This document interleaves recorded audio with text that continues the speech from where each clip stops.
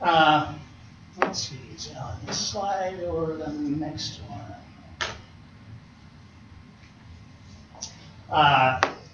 It's right here.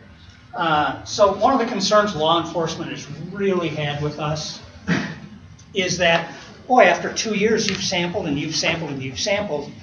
Does that mean the third year you've given them free license to do whatever they want? And if that's the case, then I guess we have to go out and sample all your people. And so, again, we don't have intent to sample everybody every year. We already could, because it says, the last slide, it says no one without cause. Cause is so vague that it really is almost irrelevant anyway. So this just really makes it so that everybody understands, and we, again, can assure law enforcement that what you're doing is hemp. We can show them it's hemp. They can trust each other's registration that it's hemp. So, okay. All cannabis plants within a registered land area may be sampled to ensure compliance with the Industrial Hemp Act. So it just means we'll sample everything when we're there.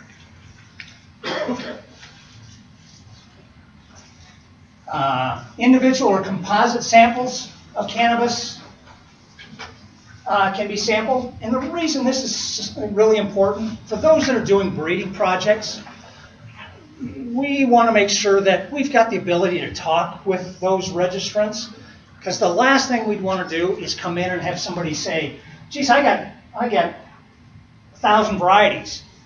Geez, at $150 a piece, it's probably more than anybody wants to lay out for sampling costs. So how do we get around that?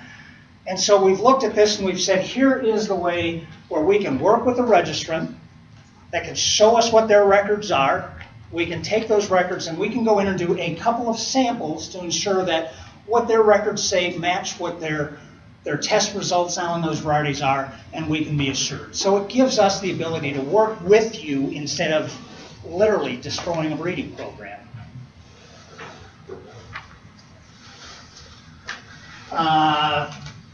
This is more than anything cleanup language. The only thing that's really probably significant, and that's the same rules basically will apply to both R&D and commercial.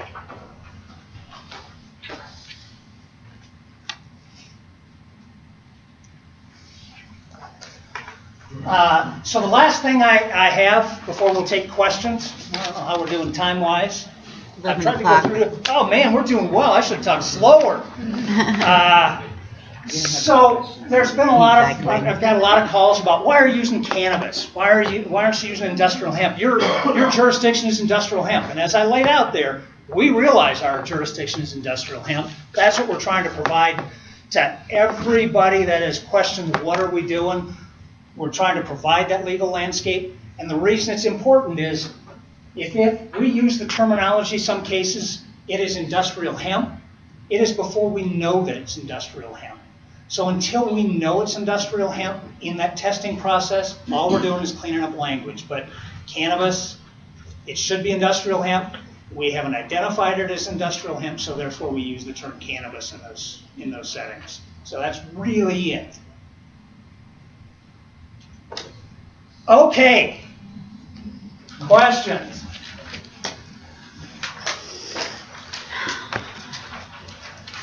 Penelope? Hi, Dwayne. Thanks for having me today. Going back to your thing about the registrations, I understand the need to cover costs in CDA, and this industry should be supporting those costs. But tying the registration to contiguous land, I have a couple of questions about that. Given that we live in a landscape where there's going to be streams or other barriers for interplantings even, it seems to me that based on your description, this registration and non-contiguous land thing actually encourages monoculture. There are certain circumstances to the R&D portion. Can you comment on that? So again, if you had, let's say you had a 100-acre farm, and you wanted to grow some up by the house, and you want to, because I don't know everybody in the room, believe me. Okay, my name is John Hayden, but people here know me as Johnny Hemp. So, the question of cross-pollination, when you get into larger commercial tracts, say the pivot that you're talking about, you have one farmer who's on one side of the road growing one variety of hemp, and another farmer who's on another side of the road growing another variety of hemp. It's inevitable that those two are going to cross. County and I have been talking about this issue about different varieties that people want to grow and how we can establish. Right now, I have hybridized about 5 different varieties, and I've created my own hybrid variety, and there's no telling where that's going to stop. And as far as the 1 mile is concerned, anecdotal evidence that I've seen is anywhere from 1 to 25 miles, because that pollen is really fine and it really flies out there. Pueblo County is also trying to make growing hemp outdoors illegal because of all the other marijuana grows that they have down there. In reading the legislation, I don't see how they can do that since the county doesn't legitimately have control over that sort of regulation. But as far as hybridization is concerned, I think the stuff that's just my personal opinion. I don't see if there's any way to prevent cross-contamination of the process. Would you agree, though, that the farther that setback is, the more likely it is that they won't cross-pollinate, the farther that distance is, correct? I'm not sure. So somebody that's 25 miles away, you're saying would be just as likely as somebody's quarter mile away. That's going to be a descending scale. That's going to be much less likely. 1 mile is probably adequate if you put it on in the right wind direction. Okay, thank you. Yes. My name is Don Briggs. What's your head? I just have a Don Briggs. I just had a clarifying question with regard to section 2.14 regarding the non-refunding of the application fee. What is the criteria for registration rejection?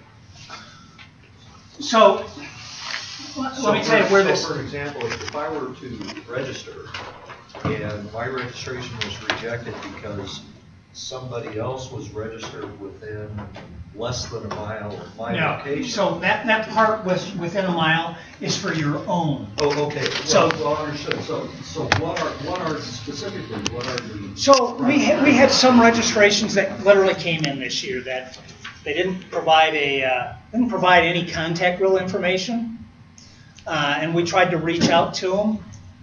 And it was like, nah, you want to get a hold of me, try this. And so there was really no way to administer it.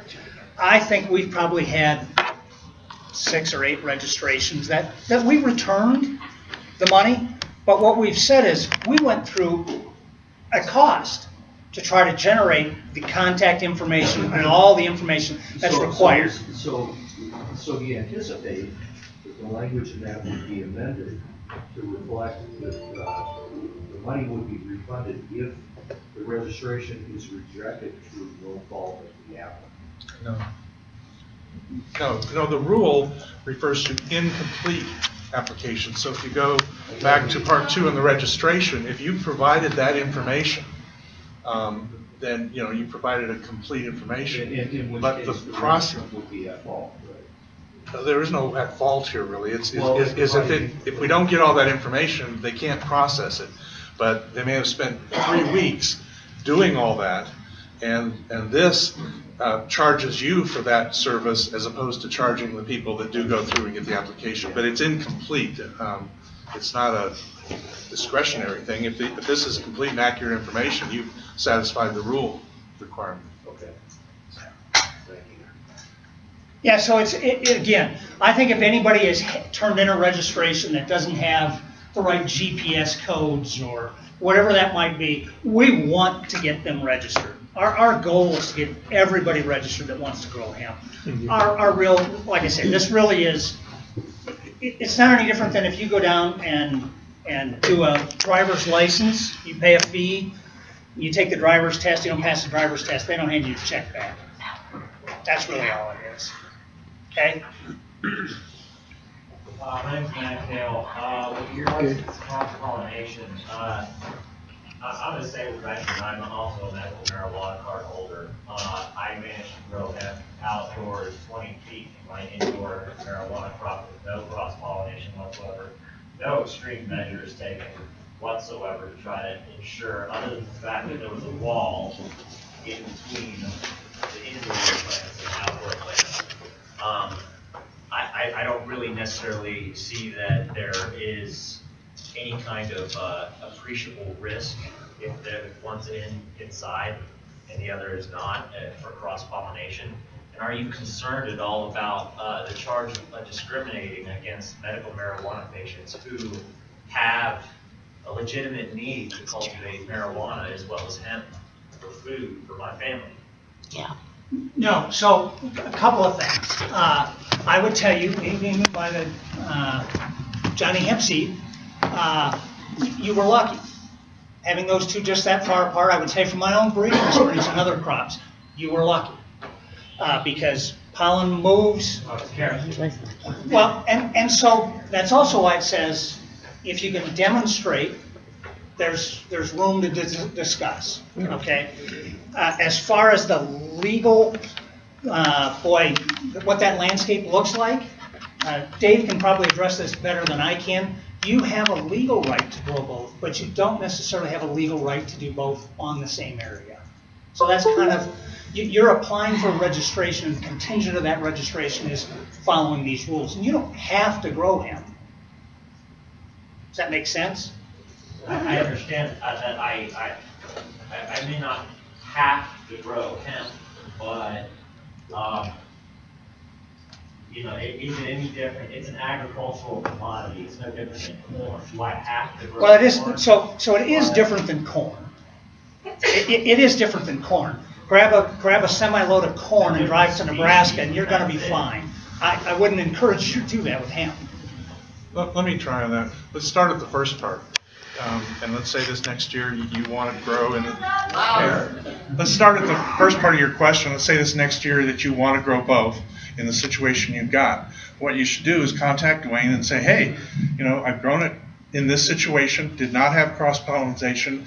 Give him the information there. Depending on how you're growing it indoors, if there's a filtration system or there's no, you may have a situation and sounds like you've got an actual, one crop cycle to demonstrate that there's no possibility of crop pollination.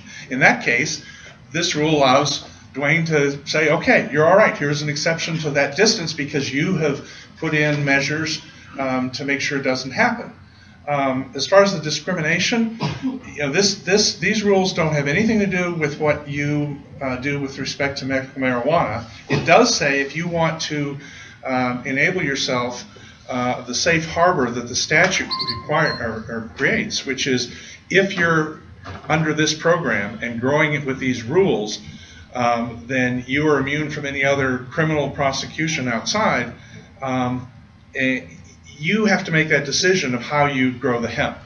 And just to distinguish here, when you look at Amendment 64 and Amendment 20, there's a constitutional right to grow medical marijuana, a constitutional right to grow marijuana under Amendment 20 and under Amendment 64 for medical recreational uses.